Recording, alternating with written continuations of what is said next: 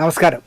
പിന്നെ ബാർ അസോസിയേഷനിൽ നിന്ന് ഊമക്കത്ത്, ജഡ്ജിയെ തെറി പറയാൻ ഊമക്കത്ത് അയക്കുന്ന കലാപരിപാടികൾ, അമ്മ ഭാരവാഹികൾ വിളിച്ച് നടിക്ക് പിന്തുണ പ്രഖ്യാപിച്ചില്ല എന്നാണ് ഈ ശബ്ദം കൊടുക്കുന്ന കലാകാരിയുടെ മറ്റൊരു പരാതി.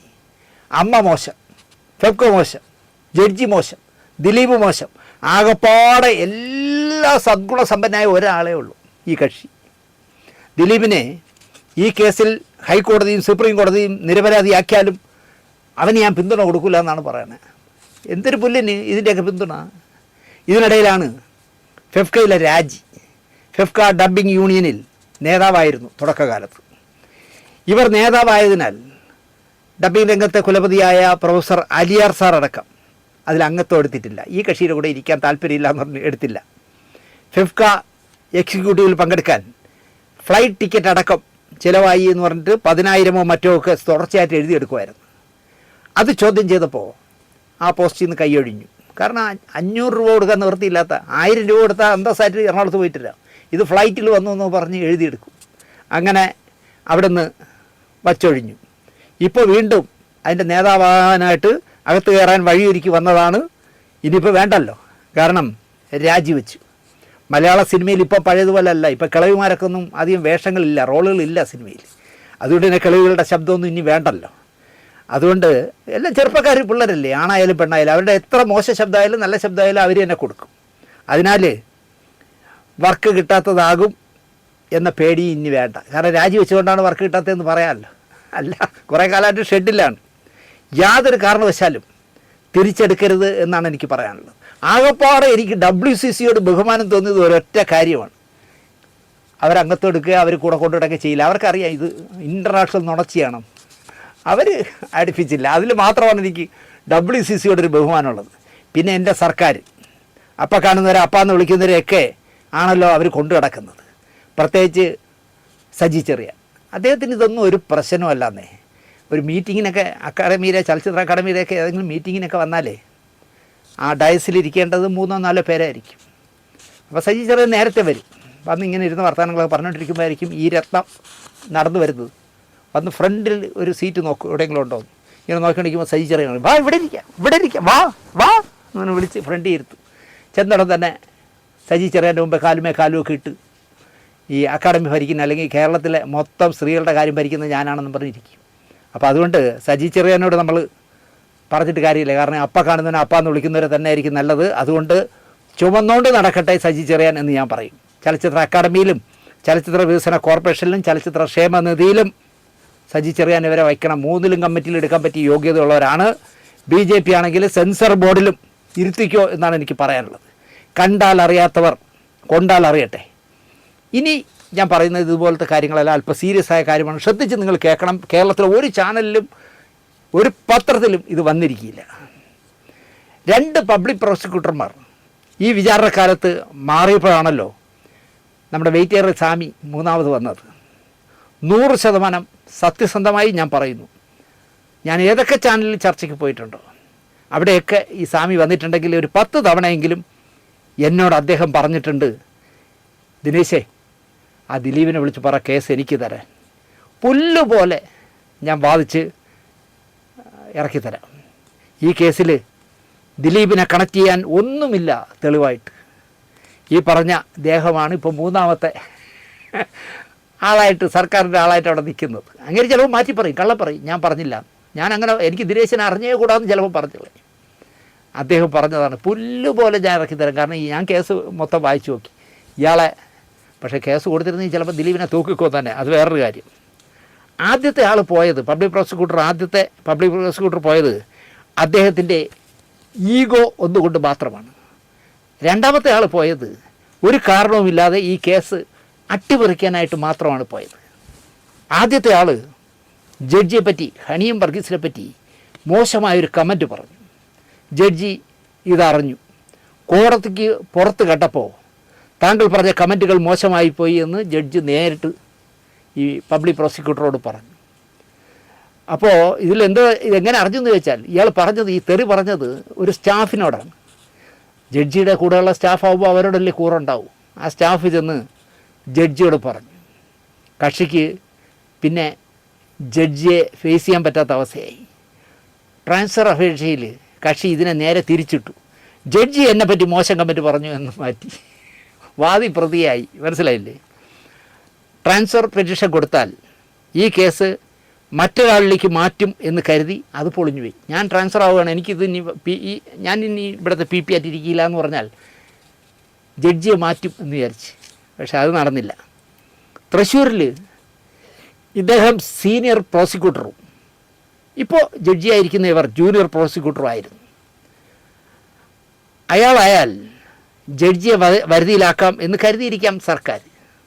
സീനിയറും ജൂനിയറും പഴയ കഥയല്ലേ. ഇവിടെ ജഡ്ജിയും പബ്ലിക് പ്രോസിക്യൂട്ടറും അല്ലേ.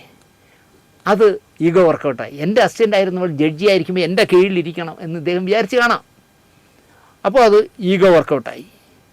അവിടെ ബോൾഡായ ഒരു സ്ത്രീയാണല്ലോ നമ്മുടെ ഈ ജഡ്ജി. അതാണ് ദിലീപിന് കിട്ടിയ മഹാഭാഗ്യം. കളി നടന്നില്ല. രണ്ടാമത്തെ ആളിൻ്റെ കാര്യം ബൈജു പൗലോസിനെ പോലെ ഇനി വിസ്തരിക്കാൻ 2-3 പേരേ ഉള്ളൂ എന്ന ഘട്ടമെത്തി. ആ സമയത്താണ് ബാലചന്ദ്രകുമാറിൻ്റെ എഴുന്നള്ളത്ത്. ട്രയൽ നിർത്തിവെക്കണം എന്ന് രണ്ടാമത്തെ പബ്ലിക് പ്രോസിക്യൂട്ടർ പറഞ്ഞു. അതിനൊരു വഴിയേ ഉള്ളൂ, പബ്ലിക് പ്രോസിക്യൂട്ടർ രാജിവെച്ചാൽ മതി. അതോടുകൂടി കേസ് വീണ്ടും കിടക്കുമല്ലോ. ആദ്യത്തെ 2 പ്രോസിക്യൂട്ടർമാർ 202 സാക്ഷികളെ വിസ്തരിച്ചു, അവർ രണ്ടുപേരും കൂടി. രണ്ടാമത്തെ പബ്ലിക് പ്രോസിക്യൂട്ടർ രാജിവെച്ചപ്പോൾ അഡീഷണൽ പബ്ലിക് പ്രോസിക്യൂട്ടർ 5 സാക്ഷികളെ വിസ്തരിച്ചു. അങ്ങനെ 207 സാക്ഷികളെ 3 പേര് ചേർന്ന് വിസ്തരിച്ചു. മൂന്നാമൻ 3 കൊല്ലം കൊണ്ട് 261-ൽ 207 പോയാൽ 54 സാക്ഷികളെ വാദിച്ചു. 3 വർഷം കൊണ്ട് 54 പേരെ. എവിടെ നിന്നെങ്കിലും കിട്ടുന്ന ചാനൽ പൊട്ടന്മാർ കൊടുക്കുന്ന ചവറുകൾ കോടതിയിൽ കൊണ്ട് തട്ടും. ഇത് മുഴുവൻ കോരിക്കളയുന്ന ഗതികേടിലായി രാമപിള്ള സാറും സംഘവും. ദിലീപും പൾസറുമായി നേരിട്ട് കണ്ട ഏക സാക്ഷിയേ ഉള്ളൂ. അത് എറണാകുളം ടെന്നീസ് ക്ലബ്ബിൽ വെച്ചാണ്. 360 സാക്ഷികളായിരുന്നു ആദ്യ കുറ്റപത്രത്തിൽ ഉണ്ടായിരുന്നത്. അതിലൊരാളാണ് ഈ ദിലീപും പൾസറുമായിട്ട് കണ്ട ഏക സാക്ഷി. ടെന്നീസ് ക്ലബ്ബിലെ ഒരു അറ്റൻഡറായിരുന്നു. ദിലീപും പൾസറും ഒന്നിച്ചു കണ്ട ലോകത്തിലെ ഏക സാക്ഷിയാണ് ഈ അറ്റൻഡർ.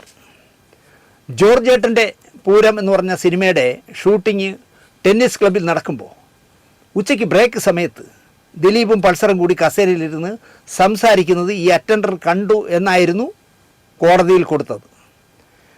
ഇൻഡോർ സ്റ്റേഡിയത്തിലിരുന്ന് ആരെങ്കിലും സംസാരിച്ചാൽ അവിടെയുള്ള എല്ലാവർക്കും ഭംഗിയായിട്ട് കാണാൻ പറ്റും. 120ഓളം ഷൂട്ടിംഗ് ക്രൂ തന്നെയുണ്ട്. പക്ഷേ ഇവരാരും ദിലീപും പൾസറും കൂടെ സംസാരിക്കുന്ന കണ്ടിട്ടേയില്ല. ഇവർക്ക് രഹസ്യമായ ബന്ധമാണെന്ന് പോലീസ്. ഇവർ പരസ്യമായിട്ട് കസേരയിട്ട് സംസാരിച്ചെന്ന് ഈ അറ്റൻഡർ വിസ്താര സമയത്ത് പറഞ്ഞ് പഠിപ്പിച്ചതെല്ലാം ഇയാൾ തത്ത പറയുന്ന പോലെ പറഞ്ഞു. അറസ്റ്റ് ചെയ്യുമ്പോഴും ജാമ്യം എതിർക്കുമ്പോഴും പോലീസ് കൊടുത്ത 20 സാക്ഷികളിൽ ഇയാളില്ല. പിന്നീടാണ് ഇയാളെ ഉണ്ടാക്കിയത്. പഴയ ഡേറ്റ് വെച്ച് മൊഴി കൊടുത്ത് എന്നാക്കി. 30/6 മൊഴി കൊടുത്തവരിൽ ഈ അറ്റൻഡറില്ല. അവിടെ ജോർജേട്ടൻ്റെ പൂരവുമായി ബന്ധപ്പെട്ട് മൊഴി കൊടുത്ത ആ സെറ്റിലുണ്ടായിരുന്ന ആളുകളുടെ കൂട്ടത്തിൽ ഇദ്ദേഹം ഇല്ല. ക്രോസ് വിസ്താരത്തിൽ ഈ ടെന്നീസ് ക്ലബ്ബിൽ ഈ പറയുന്ന നടി പതിവായി വരും. അവിടുത്തെ ജിംനേഷ്യത്തിൽ ആണ് അവർ വരുന്നത്. സ്വാഭാവികമായും അവിടെ ഉള്ളവരോടെല്ലാം നല്ല ബന്ധമുണ്ടാകും. അത് സ്വാഭാവികം. അവിടുത്തെ ട്രഷറർ ദിലീപിൻ്റെ പഴയൊരു പ്രൊഡ്യൂസറാണ്. ദിലീപും ഇയാളുമായൊരു പ്രശ്നം നിലനിൽക്കുന്നുണ്ട്. ഈ മഹാൻ അറ്റൻഡറിനോട് പറഞ്ഞു, നിങ്ങൾ കണ്ടിട്ടുണ്ട് എന്ന് പറയും. ഞാൻ കണ്ടിട്ടില്ല സാറേ എന്ന് അയാൾ. നീ കണ്ടു എന്നാണ് അവർ പറയുന്നത്. അങ്ങ് പറഞ്ഞേക്കുന്നത് എന്നായി ട്രഷറർ. Attender ready. കൂട്ടിക്കയറി നിന്നു. ചോദ്യങ്ങൾ വന്നപ്പോൾ പുള്ളിക്കൊന്നും അറിയാമെന്ന് പറയാൻ പറ്റാണ്ടായി. മൊത്തം കുളമായി. വാദിഭാഗത്തിൻ്റെ ഏക ദൃക്സാക്ഷി പൊളിഞ്ഞു. പ്രോസിക്യൂട്ടർ രാജിവെച്ചു. ഇവിടെ ഏതെങ്കിലും ചാനൽ, ഏതെങ്കിലും പത്രമുത്തശ്ശി ഈ സംഭവം പറഞ്ഞോ? പറയില്ല. ജഡ്ജിയോടുള്ള അഭിപ്രായ വ്യത്യാസം കാരണം രാജിവെച്ചു പബ്ലിക് പ്രോസിക്യൂട്ടർമാർ എന്ന വാർത്ത കൊടുത്തു. ഒരു ന്യായാധിപയെ എത്ര മോശക്കാരിയാക്കാമെന്ന് ഇവിടെയുള്ള പത്രക്കാരും ചാനലുകാരും കുറേ യൂട്യൂബർമാരെന്ന് പറഞ്ഞാൽ വൃത്തികെട്ടന്മാർ കൂടി മത്സരിച്ച് കളിച്ച് ഇതൊക്കെ കണ്ടാൽ ജഡ്ജി വിരളും എന്ന് കരുതി. പക്ഷേ ജഡ്ജി ആൾ വേറെയാണ്. ഒപ്പം ജഡ്ജിയുടെ അപ്പൻ തൃശ്ശൂരിലെ CPM ജില്ലാ സെക്രട്ടറി ആയിരുന്ന ആൾ കൂടി എന്നുകൂടി അങ്ങോട്ട് ചേർത്തു. ഇന്നലെയും ജസ്റ്റിസ് കമാൽ പാഷ സാർ പറയുന്നു, അവരെ മോശക്കാരിയാക്കരുത്, അവർ എൻ്റെ ജൂനിയറായിരുന്നു, അവരുടെ ഫയലുകൾ വരുത്തി ഞാൻ പലതവണ പരിശോധിച്ചു, അവർ വഴിവിട്ട് ഒന്നും ആർക്കും ചെയ്യില്ല എന്ന് എനിക്ക് ഉത്തമ ബോധ്യമുണ്ട്. കാരണം CPMകാർ പ്രതിയാവുന്ന കേസുകളിൽ അച്ഛൻ CPM നേതാവായതുകൊണ്ട് ഇവരെന്തെങ്കിലും വഴിവിട്ട് ചെയ്തോ എന്നറിയാൻ ആരെയും വിശ്വാസമില്ലാത്ത കമാൽ പാഷ സാറ് ഇവരുടെ ഫയലുകൾ വിളിച്ചു വരുത്തി പരിശോധിച്ചപ്പോൾ ഒരു ഫയലിൽ പോലും അനാവശ്യമായി അവർ കൈ കടത്തിയിട്ടില്ല. പക്ഷേ ഇവിടെ പള്ളിക്കുടം വരാന്ത കയറിയിട്ടില്ലാത്ത സ്ത്രീരത്നം അടക്കം പറയുന്നത് 4 വർഷം മുമ്പ് വിധി എഴുതി കാശ് വാങ്ങി ജഡ്ജി എന്നാണ്. അങ്ങനെയൊക്കെയാണ് ഇപ്പോൾ പരസ്യമായി പറയുകയാണ്. നിങ്ങൾ ആലോചിച്ച് നോക്കൂ, 4 വർഷം മുമ്പേ എനിക്കറിയാം ഈ വിധി ഇങ്ങനെ ആയിരിക്കും. കാരണം 4 വർഷം മുമ്പേ വിധി എഴുതി കാശ് വാങ്ങിച്ചു എന്നാണ് പറയുന്നത്. ജുഡീഷ്യറിയെ കുറിച്ചാണ് ഇങ്ങനെ പറയുന്നത്. നിങ്ങൾ ആലോചിക്കണം. കോടതിയെ പരിഹസിക്കുന്നവരെ ബഹുമാനപ്പെട്ട കോടതി വെറുതെ വിടരുത് എന്നാണ് എനിക്ക് പറയാനുള്ളത്. ദിലീപേ, ഒരു 10 എണ്ണത്തിൻ്റെ പേരിൽ 10 കോടി രൂപ വെച്ച് മാനനഷ്ട കേസ് ഫയൽ ചെയ്യണം. ഈ അന്വേഷണക്കാരിയും ഹാർമോണിയം പെട്ടി വായിച്ച് 4 കൊല്ലം അപഖ്യാതി പറഞ്ഞ മഹാനെയും ചർച്ചയ്ക്ക് ചെല്ലുന്നവരെ പോലും പുളിച്ച തെറി പറഞ്ഞ് രസിക്കുന്ന ഒരു വേന്ദ്രനുണ്ടല്ലോ, അവനെയൊക്കെ കോടതിയിൽ കയറ്റണം എന്നാണ് എനിക്ക് ദിലീപിനോട് പറയാനുള്ളത്. ദിലീപിൻ്റെ സിനിമ ഓടാൻ സമ്മതിക്കില്ല എന്ന വീമ്പ് പറയുന്ന അതിജീവിതയുടെ വീട്ടിൽ പെറ്റുകിടക്കുന്ന ഏഷണിക്കാരിയെയും വിടരുത് എന്നാണ്, ഒരു ദാക്ഷിണ്യവും കാണിക്കരുതെന്നാണ് എനിക്ക് ദിലീപിനോട് പറയാനുള്ളത്. പിന്നെ ഒരു കാര്യം, അപ്പ കാണുന്നവനെ അപ്പ എന്ന് വിളിക്കുന്ന പത്രമുത്തശ്ശിമാരെയും ചാനൽ മാമന്മാരെയും ദിലീപ് അകറ്റണം എന്നാണ് എനിക്ക് പറയാനുള്ളത്. അതിന് മാത്രം ദിലീപ് പിണറായിയെ മാതൃകയാക്കണമെന്ന് ഞാൻ പറയും. കടക്ക് പുറത്ത് എന്ന് തന്നെ പറയണം.